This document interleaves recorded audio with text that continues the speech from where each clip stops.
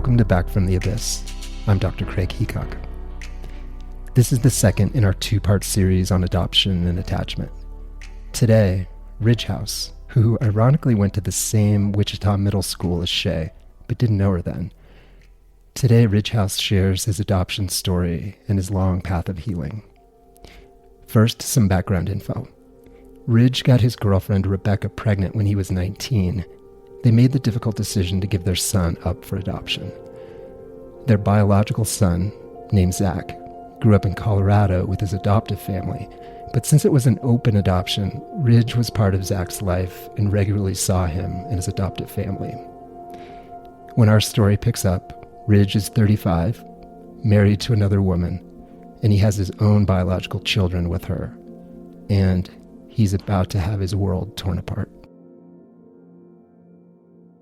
When I hit 35, I was married, I had 5 other kids, and I got a letter in the mail from the state of Kansas. And they said, we have information that might be of interest to you. Please contact us, and we will share. I just had Thanksgiving dinner with Zach, his adoptive mom, and his biological mom, as well as 2 of my kids. And so we all had Thanksgiving dinner together. So I called the number from the state. It's the Department of Social Services. And the social worker, Tina, says, we've received some information, and we've discovered that the birth mother would like to be in touch with you. And immediately my mind goes to Rebecca, Zach's birth mother, because I'd just seen her, and we had mutual friends, and so I was really a little confused because we had dinner, we know people. She can get in touch with me if she really wants to. So I didn't understand why she would go through the state to do so. So I asked some questions. I'm doing an internet search to make sure that I'm talking to the right person. This is the right number for this state. This isn't some kind of scam. And once I'm satisfied, Tina says, so would you like your birth mother's information? And I said, oh, hold on. You said my birth mother, you mean Zach's birth mother. Pause. Tina stumbles. She says, well, no, I mean your birth mother. And I said, well, I'm not adopted, so I don't understand, what you're asking me. And now I can really, pick up the tension in Tina's voice, and she says, I'm sorry. I'm not sorry, but I don't know that I should be the first person to tell you this. You're adopted. So I'm 35, and I have, an official from the state who's looking at all of my records, and a note from my biological mother that says, here's my information, please give this to him. Wow. Was there any part of you that wasn't surprised? Yeah, there was a small part. I think 2 things happened simultaneously, as quickly as neurons fire. One part of me is like, oh my God, I'm adopted.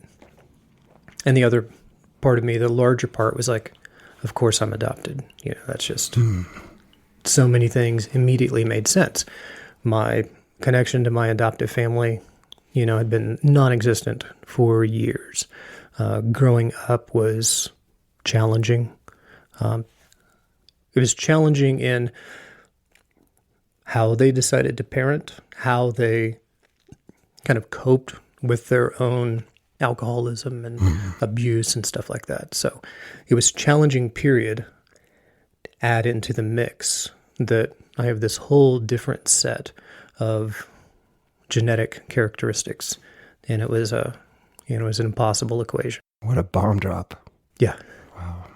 Do you remember, was there anger? Was there sadness, or even maybe, a teeny bit of relief that little part of you that knew? Or what was the emotional landscape after that? Yeah, I think all of those. It's just like it's like all of that grief work at once. Denial, acceptance, anger. Like, how can this be? What the fuck came up a lot. a persistent question for a period of time was, if they were going to be shitty human beings, why would they even choose to adopt? And then why would this state allow something like this to happen? If it's in the best interest of the child, how is that, in my best interest? Yeah.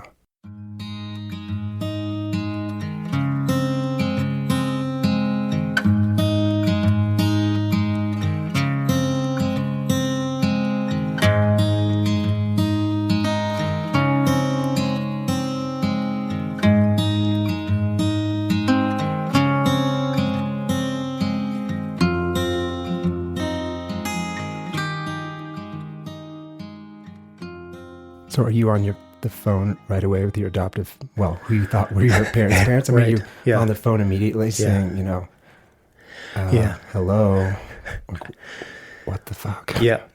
It was, I immediately just started crying. And I said to Tina, she's a lovely human. I said, I'm going to need a minute. And I could tell she's going to need a minute. And I said, let me call you back in 20 minutes. So I hung up the phone, cried. My wife had been walking by my office, and she could hear me crying. She knew I was on the phone. She had seen the letter. She had no idea what it was about. I didn't either, obviously. And she came in, and she gives me a hug, and she's like, what's wrong? Are you okay? And I said, I just found out that I'm adopted. And she's a medical professional. And she said, oh, well, what's wrong with that? And she really meant it from adoption seems to be great. Mm-hmm. So, but I immediately called them and I said, hey, listen, you're the ones to be able to verify this information because the state just said that I'm adopted. Can you give me any insight into that? And they said, we don't know what they're talking about. What I got immediately from them was the facts of my birth, born at this time, on this date, this weight, this doctor, this hospital. And my legal mind was like, if I were cross-examining this person right now, they're lying to me. Mm-hmm. But I didn't want to get into that. And so I said, okay. I said, well, listen, I'm filing some forms with the state. And in about 6 weeks, I'm going to have a pile of papers. So if you think there's something important for me to know, now is your time to tell me. And my dad said, well, we'll talk to your mom. We'll let you know. Gosh. And that was it. The only other time any of that came up again. It's like the ultimate gaslighting. Yeah. You get confirmation that you were adopted, and they said, oh, actually, no. I'm just going to keep that lie going. And I think part of it was because they had to believe it for themselves. I had a hypnotherapy session several years later, and in that session, a scene from my childhood came back to me. And so we just got to kind of stay in that room and put it into 3 dimensions, more than just, here's what happened. And the therapist was just talking to me about, what do you need to let go of? What do you need to hold on to? And in that dialogue, I really came to a point of, I felt bad for them, because in that moment, in the scene that I remembered, I asked them to show me my real parents, because to me, I'm 4 years old. To me, they have a mask on, and so I can't see them. And I was precocious, intelligent, and at that point, they decided to say, we don't know what you're talking about. And then that persisted until the end of their lives. And so I feel bad for them because since they had to hold on to that, they never got to know me. They never got to accept all of the ways in which I was not the child they expected to receive. I was not the blank slate. And so I think the gaslighting is on their side too. They continue to gaslight themselves. Yeah. I mean, did they ever formally say, yes, you were adopted, or is it just something that's not spoken of and just assumed? Or the only other time we talked about it, my dad had come over. We were doing some work on the engine. We were messing around, and that was his passion. He loved tinkering with engines and whatnot. So I got him a couple of beers. We're under the hood for a couple of hours, and I said, "So why didn't you ever tell me?" And he looks up, and it's the only time in my life I ever saw him cry. Mm-hmm. And he said, "Well, we were just so proud to have you." And that was the last time anything was said about it. It's hard to even know what to say to that. Yeah. I think it deserves its space, Like, for me, it pointed to the level of complexity in any human relationship, but especially this kind of relationship. Taking a child from a family, putting that child into another family, and never really knowing what the ingredients are for either family. I mean, who sees so well, into the future that they can say, "Oh, this is a great match." Mm-hmm. So it's just a highly complex situation. Mm-hmm.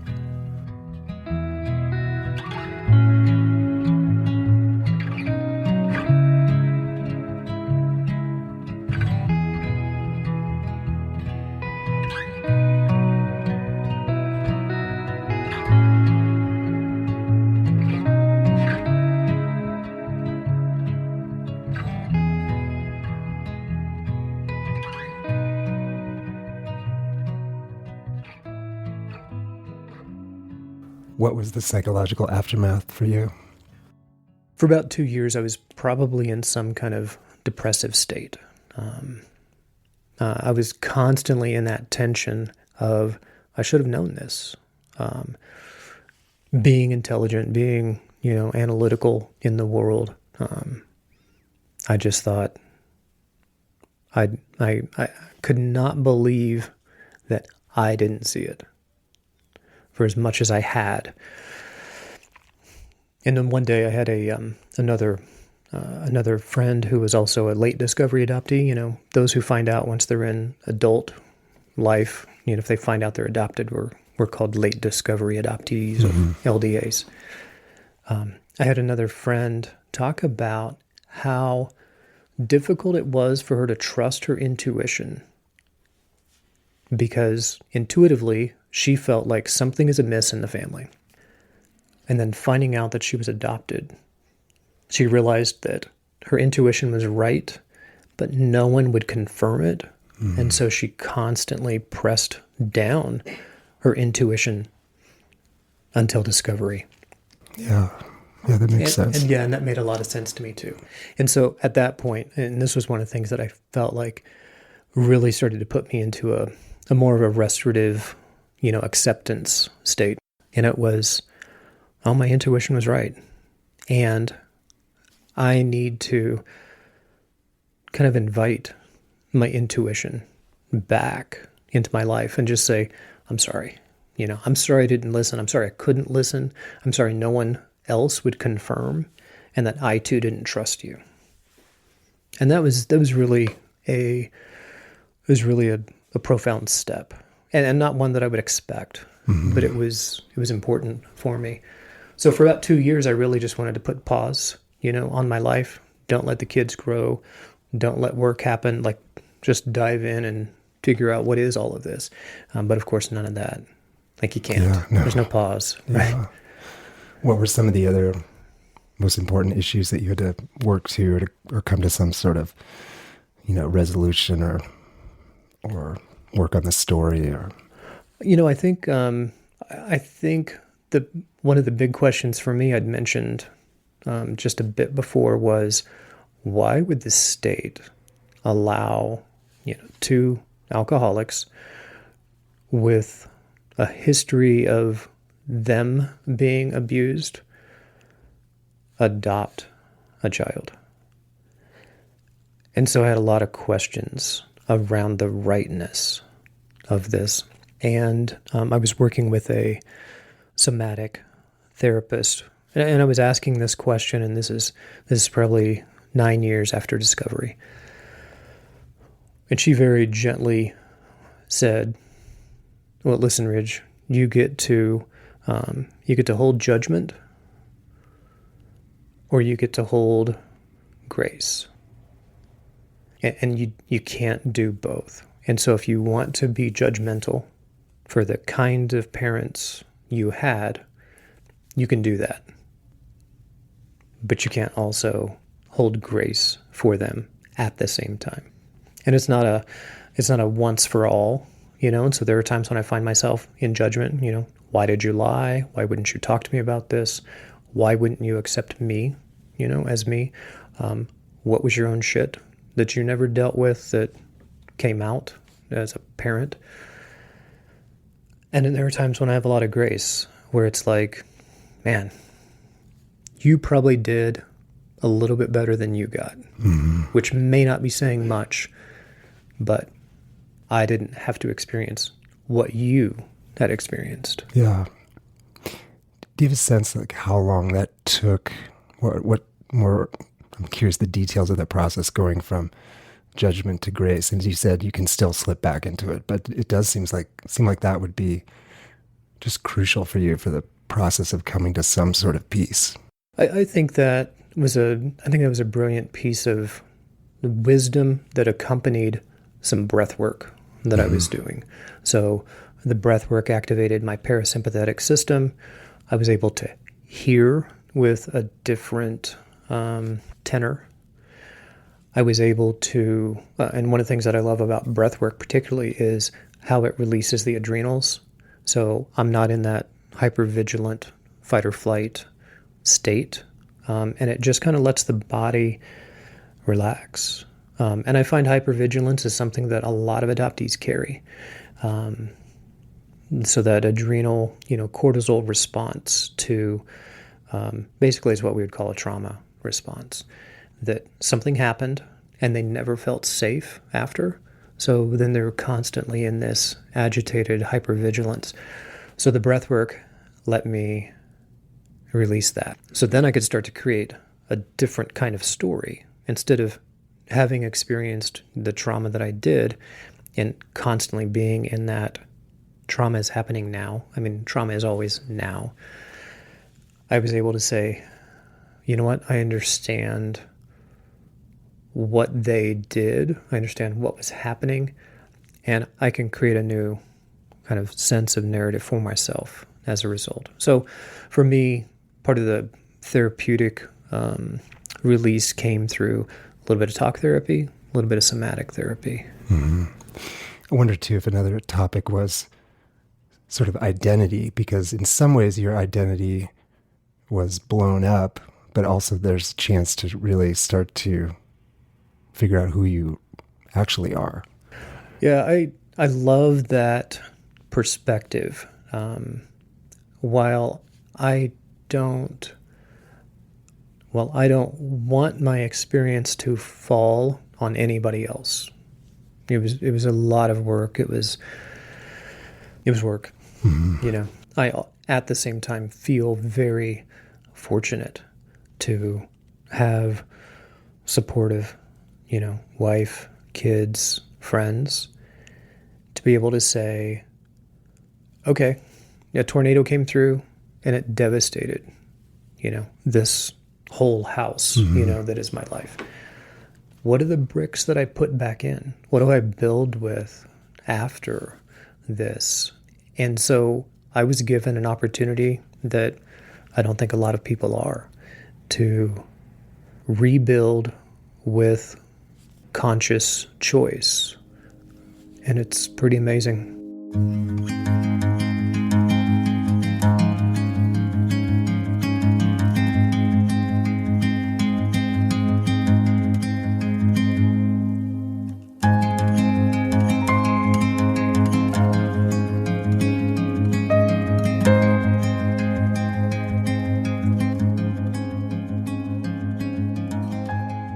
how did you begin to transition to joining the adoption community? Because you've done some really cool things with your 6-word adoption memoir, which you can talk about that, and men's groups. And I'm wondering how you moved from your individual work to starting to link up with the bigger adoptee community. So when I came into this kind of decision to rebuild, with a little bit more purpose and consciousness, I had just finished as cinematographer on a historical recreation film. And so I had film in my background, editing, shooting, and I started to think, you know what, maybe I need to pull together the threads of my own narrative. And so I started to reach out to people. First, it was biological family that I had made reunion with in that first year of discovery. I reached out to them and I started to do some interviews with them. And then I started to reach out to a little bit more distant community. Tina, for example, the social worker, she had a superior in her office by the name of Marilyn. And Marilyn and I had a couple of conversations, and she said, well, there are people out there who do search. There are people who are experts in reunion. They really facilitate these things. And so here's the name of some people that may be interested in talking to you about the adoption experience. And one of those individuals was a woman named Pam Krosky. Pam sat down. We shot an interview. And as we're wrapping up the interview, Pam says, you may be interested in being at a conference with other adoptees.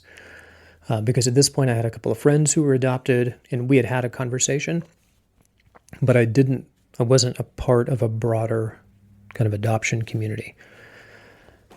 And I said, oh, well, when is that? And it was actually in Denver, in 2011. And this was maybe 4 or 5 months after Pam and I were talking. And so I just kind of set in my mind, I love Denver, like what's not to love about being in Colorado? I get to do some hiking, and then I'll spend a couple of days at this conference, and I'll just kind of see what this group is all about. And the conference was amazing. I met with a group of male adoptees. There were probably 50 of us in a room, like we had 1 3-hour workshop together. And it was the first time that I had heard men speak about deep emotion, about the experience that they had, in adoption. Several of them were also late discovery adoptees. More were what we'd call domestic infant adoption. They were adopted as babies or infants, into a in-state, in the United States family. And a couple of those guys I really just connected with. We went to go get burger and brews, sat, and formed friendships. And one of them lives in L.A., and my film work at that point then took me to L.A. So Brian and I got to hang out. Like we'd just go get lunch and talk about stuff. That's how I got kind of deeply involved within the community. So I spent probably 2 years, in kind of that depressive state. I saw a therapist, which wasn't helpful, but it also wasn't a huge hindrance. It was a lot of talk therapy and stuff that I had gone through before. And the therapist was not adoption competent. They hadn't thought about adoption in terms of trauma response. That's an interesting phrase, adoption competent. Yeah, right. It's like going to see your family practice doctor when you have a specific kind of cancer. Not that I would say adoption is cancer, although arguments can be made, that there are issues, like there are reasons to see somebody who really drills down.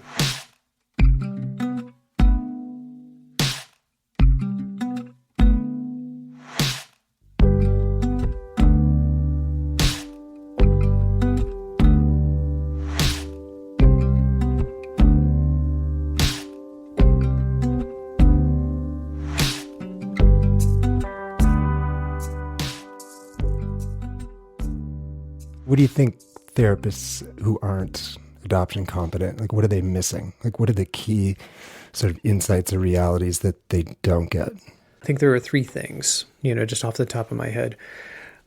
Number one, adoptees really feel a level of comfort when they don't have to explain the foundations of their emotions to another person. So, for example, we go to an adoption conference. I love sitting down with a group of adoptees at the bar. Some drink, some don't, doesn't matter. But it's a free-form area, and I will watch people new to conferences settle into a place of comfort and safety, because suddenly they hear their story coming out of somebody else's mouth, and they realize I don't have to go back and tell this whole backstory as to why that reaction occurred when this person said that thing. Mm-hmm. So if there's a therapist who isn't an adoptee or who isn't adoption competent, then I think the vibe in the room doesn't put an adoptee at ease, or it makes an adoptee have to explain, themselves. The second thing is that, and I've actually had adoptee friends, go see a therapist and say, I kind of feel tight or traumatized around this. And a therapist will say, why would you feel traumatized?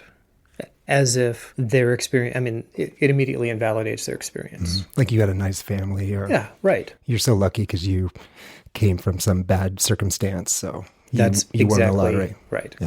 Yeah. And that is probably 90% of those stories, right? Well, your mother was a drug addict probably and had to give you up, and so you're in a much better condition than you would have been. What's wrong with that? So that's the second thing, that a therapist may not recognize the level of kind of trauma in play, in the adoptee's narrative. And then the third thing is that there are certain modalities that just work a bit better. In my case, talk therapy, while beneficial, wasn't ultimately what led to some profound breakthrough, feelings of resolution. And so if you're with a therapist who, is really doing CBT, maybe that's not going to land, and so then the adoptee is just going to be frustrated by the therapy process, and they're going to find themselves in basically the same place that they started, and then they have to go out and do this again. So adoption competent therapists are, they're a buzz phrase for we who speak in the community openly about this stuff. It seems that many therapists might not fully understand the attachment wound of adoption, because they could think you were adopted as a baby, you have a nice family, you were loved, you didn't have any physical or sexual abuse, you describe your adoptive parents as loving and kind, and nothing bad happened to you. So how could you have, probably attachment trauma doesn't even come in the radar for so many people. Yeah, I think it's well stated. Yeah. Or, this other issue that you and I talked about before we recorded, of sort of conditional versus unconditional love. I think one of the gifts of being a child is that hopefully, if your parents are healthy-ish, you can feel unconditional love. And that is just the most powerful thing, because, we don't love our spouses unconditionally. There's many things our spouses could do that would end that. But, ideally we love our children unconditionally. But with adoptees, I just wonder if there's just often, if not most always, this deep fear, sense, wondering, A, do my adoptive parents love me unconditionally, or on some level is it conditional? And B, what does that say about the parents who gave me up? Like, what was their love? And if it was unconditional, what does that mean for my situation right now? Yeah, I think that's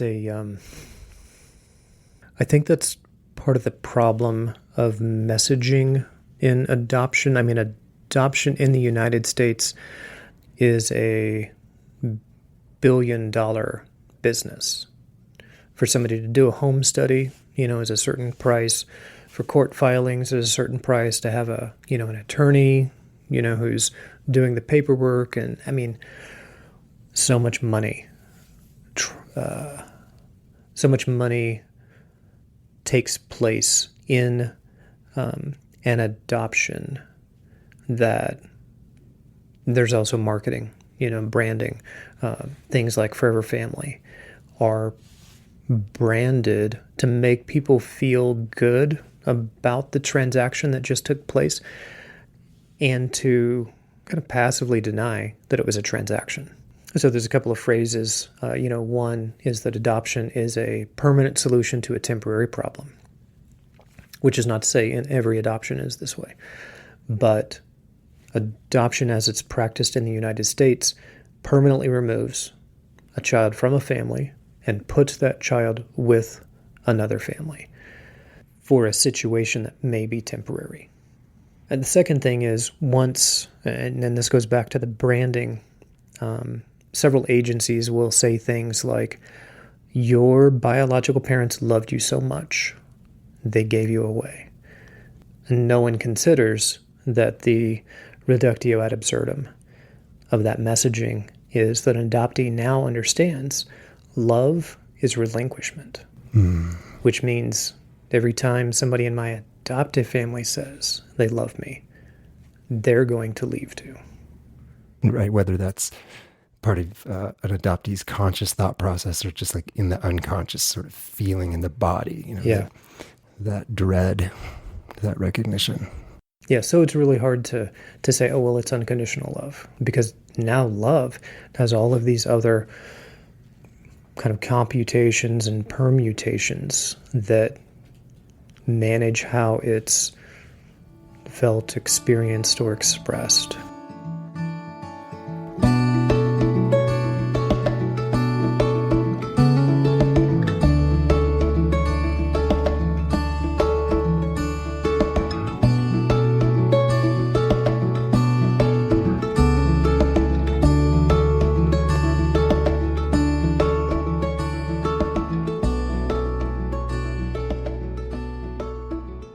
As we were communicating before this, you sent me an email that had an attachment. I think it was an article and mentioned you, and there was a quotation in there I just loved, and I wonder if you had some thoughts on this. It's adoptees are always recreating the circumstances of their relinquishment. For me, when I read that line, I was like, yeah, I'm always trying to get somebody to give me away again.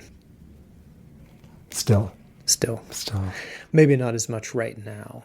I've had a couple of other life experiences that deepen and broaden, my sense of space in community. One of those was a very profound psychedelic experience, and another was, which preceded the psychedelic experience, was the loss of my youngest son to suicide. And those were, that again, it's another. My life has fallen apart. What are the pieces that I pick back up to rebuild with? So both of those have put me into a different perspective on things like grief and love and what's important. And what is that perspective now? Your perspective on grief and love after those experiences? I always felt like grief was something to be avoided. Grief is this. It's in the closet, it's in the alley, it's behind the scenes. We don't really want to see grief. And now I've come to understand that grief, you take in the opportunity for grief anytime you love. And that the size of the grief equals the size of the love. And so I see grief as a mountain pond. I can look at the surface of the lake and I can see the beauty and the mountains above it and, sun rising, sunset, all of that. And the dead depth of that pond is the amount of grief. So I can love the scene and make space for that loss when, there's no place to continue pouring that love. So That's a powerful image. Yeah. And then psychedelics. I don't think they're for everybody. They're certainly not a panacea, but there is a psychedelics for me have communicated a sense of eternalness in every conversation, and a sense of connection with every person. So it's a broader, longer community than I had thought about before. In your work, at the adoption conferences and the men's groups, are there other universals that either male adoptees or just adoptees in general that you see is commonly struggling with and maybe commonly being missed by their loved ones and friends and others? I think the experience of adoptees are universal in a lot of ways. Like that a person is an adoptee does not mean that they are more likely or less likely to have this thing or do this thing. However, some research has shown that there are adoptees are more likely to be overrepresented in mental health settings. Adoptees, there's one study, it was a small study out of Minnesota, but it was adoptees are 8 times more likely to attempt suicide. Statistics like that indicate that adoptees often have a higher risk of addiction, poor relationships, poor identity. And despite the statistics, you might know an adoptee who just sailed through and is perfectly fine. So I hesitate to speak about this in terms of, all adoptees are this way. Nevertheless, one of the things that I find with adoptees are they're slow to trust. Adoptees often will refer to themselves as chameleons, which is a survival instinct. They'll step into a room, they will brilliantly read where is a safe space for me to be and move in that direction, or what kind of persona do I need to put on in order to navigate this space without, excessive vulnerability on my part. And I find often that adoptees struggle in long-term relationships. There have been several adoptees, and I'm really hesitant, again, to put some kind of stats around this, but within, kind of my larger friend group, about 60% of the adoptees who go into reunion lose their spouse in the aftermath. Whether the reunion is positive, negative. Reunion with biological parents. Yeah. Wow. When they find biological family, 60% of the time, it blows up the marriage. Yeah. And I think a lot of that goes back to identity. Yeah. Because now they've met biological family. Parts of themselves that they may have disregarded or thought unimportant now take on a different level of meaning. And so they're accepting a part of themselves that maybe they hadn't before, something they had maybe pushed down. And then that interferes with the momentum, of the marriage or the partnership.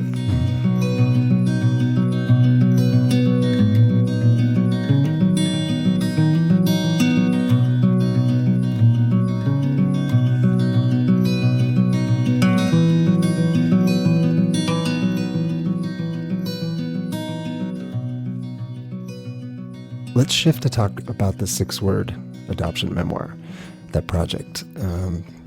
As we were talking about this episode, you sent me some links to some videos of people reading their memoirs, and I'll link to those in the show notes. Those are so powerful. Yeah, thank you. Tell me how that evolved, and then I'm really curious to hear your 6-word adoption memoir. Yeah, that's thank you. That was and is continues to be a very moving, profound work that me and my film partner Derek conceptualized.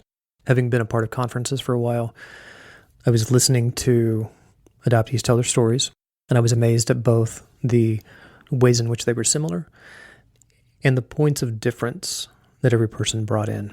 Being a filmmaker, I was trying to think about a way of serving the community, letting people tell their stories, letting people be witnessed in their experience. And so I went to a conference, and there was a female adoptee filmmaker by the name of Jean Strauss. And Jean has quite the resume. Several feature-length films, several short films, 4 books published, just titan within the community, and just a beautiful soul. So Jean had a filmmaking session where she just talked about making her films, and there was a question near the end of it that came up, and somebody said, Jean, you've been doing this for 30 years. What, if you could start over, what would you do differently? And Jean said, I would do more films and shorter films. And then there was a male on the far side of the room who asked a very technical question. And at this point, I don't remember what the question was, but my ears perked up, and I shot my glance over, and I'm like, that's a filmmaker, and I left Jean's session feeling that more films, short films. And I'm like, I got to find out who that guy is. And his name was Derek. He was meeting his biological father for the first time.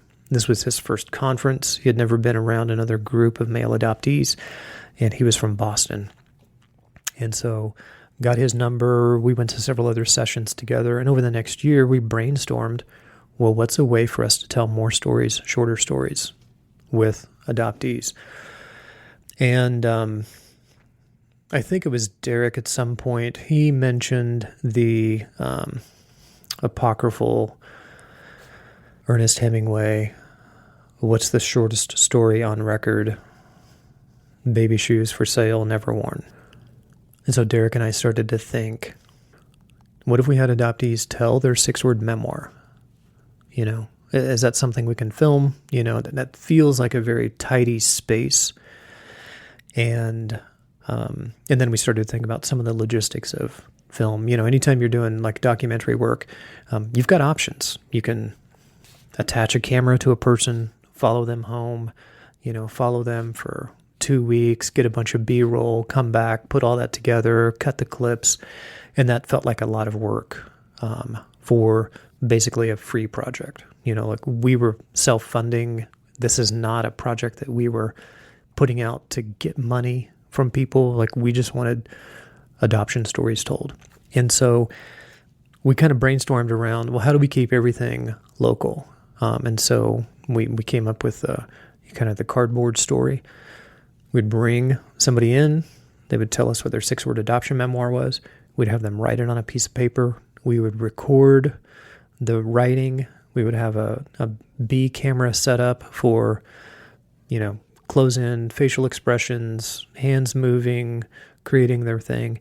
And I said, and I want these to be under 2 minutes in length. So we'll set for a 15-minute interview, and we'll just cut to the heart of their memoir. And so with those kind of parameters, art is in limitation. We really just kind of lucked into some profound stories and good quality, film that has really touched a lot of people. And tell me about writing yours. Like, did that just spill out of you, or is that something that you had, especially since you're filming other people's? I wonder if you thought, okay, mine's got to be really good, or I'm curious, both the process of that, and then if you're comfortable to share it with us.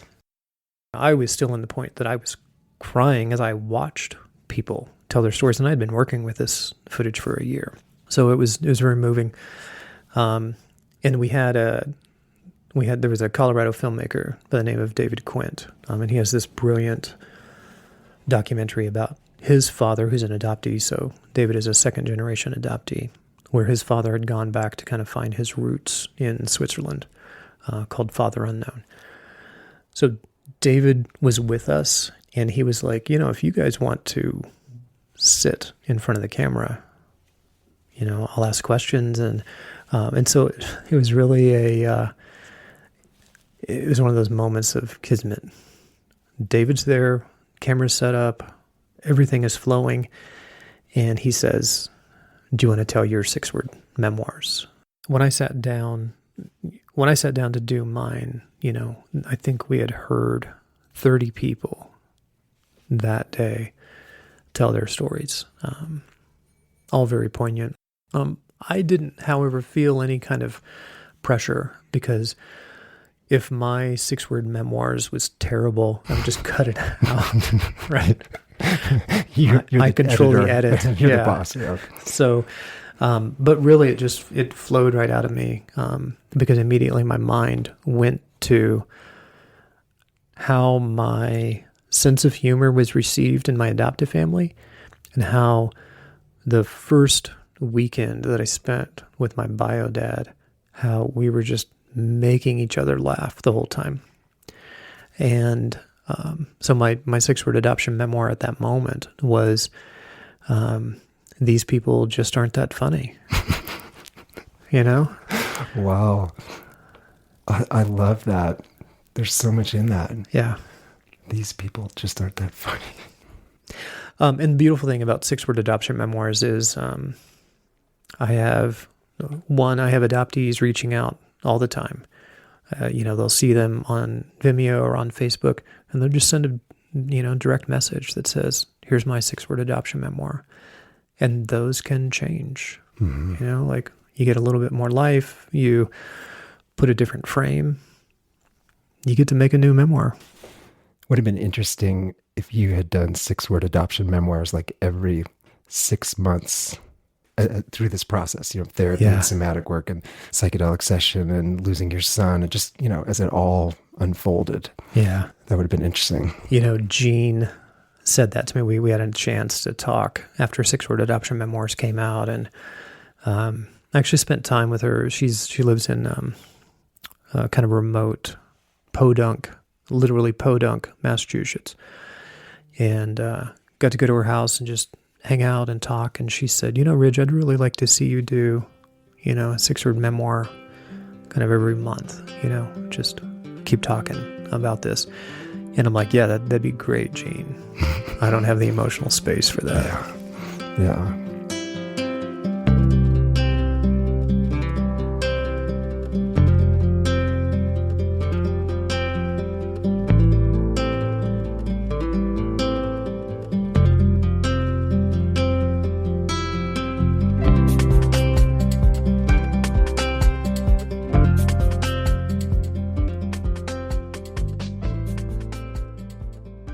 We heard last episode Shay's adoption story, which was far from ideal. And we heard yours today, far from ideal. I wonder, as we're kind of wrapping up here and thinking about, we've talked a lot about what doesn't go well with adoption and some of the wounds people have. But what do you think the ideal adoption would look like? If we could make it as positive as possible, recognizing that there's always going to be potential for wounding and issues later, but what would that look like? Do you have a sense? The first thing that comes to mind about the ideal adoption is that we don't. Most of the time, the ideal is family preservation. Agencies get money from the states to facilitate adoptions. What if that money instead went to lower income individuals so that they could pay for a stroller and get a little bit of assistance to learn how to parent, buy baby food, buy the extras. And so my first response is the best adoption is the one that doesn't happen. But there are circumstances under which an adoption must happen. And going back to what I'd said earlier about adoption is a permanent solution to a temporary problem. Let's build some support around what's problematic. Often we hear the phrase in adoption, the best interest of the child. Frequently how that plays out is what family can give a certain amount of money to make this transaction take place, which negates really the best interest of the child consideration. So let's make adoption temporary. let's call it a rookie contract, right? Child is in some kind of need. Let's identify it. And this is really what the foster system, is kind of in place to do, and finds itself also without a means of support from the state to do it properly. So let's give rookie contracts. Child is in need. That child is matched not to a couple, who has means, but a couple who are capable of addressing what does this child need. So really, let's start with the child and make the match on that side. Not have a book of beautiful baby pictures, flipping through and saying, oh yeah, we'll take that. Because, agencies now, they'll have adoptive parent books, and so they'll give a pregnant woman, here are your choices for adoptive parents. And so you kind of get to look, and that was what we experienced, right? We'd had a couple of suggestions. We met with a potential adoptive parent couple, and that was how we made our decision.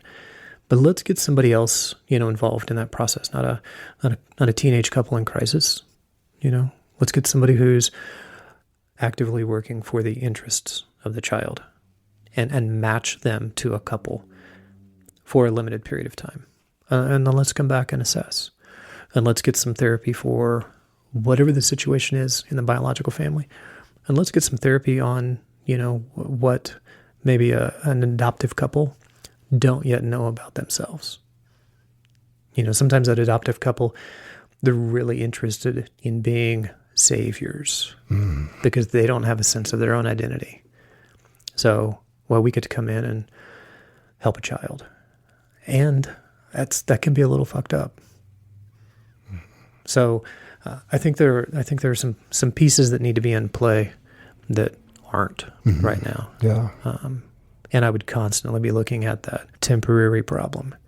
If adoption is additive in that you're taking a biological family, a child, that's coming along, and you're adding to that levels of support, both for the family and the child, that's great.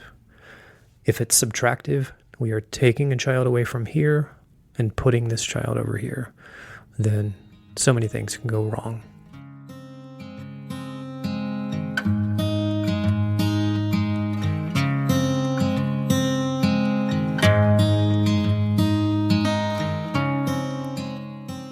A postscript to Ridge's story. After his adoptive parents died, Ridge's biological mother legally adopted him, and Ridge then left his old name behind, and he became Ridghaus, an amalgam of his biological mother and father's names. There's such complexity in this arena of adoption and its highly variable outcomes. And these outcomes, I think, highlight the interplay of nature, nurture, resilience, attachment, and identity. I agree with Ridge that family preservation is the ideal.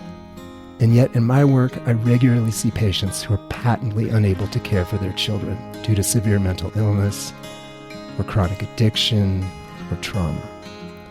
Adoption should be rare and avoided if possible, and yet, sometimes it's necessary and appropriate. And we need to recognize that attachment and existential wounds are part and parcel of the process of separating a child from the biological parents.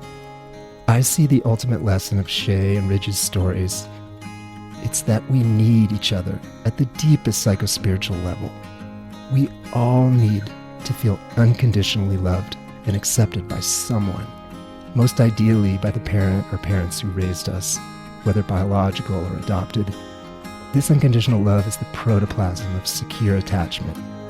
And this love and scaffolding is what emboldens and empowers us to go out and make our own way in the world.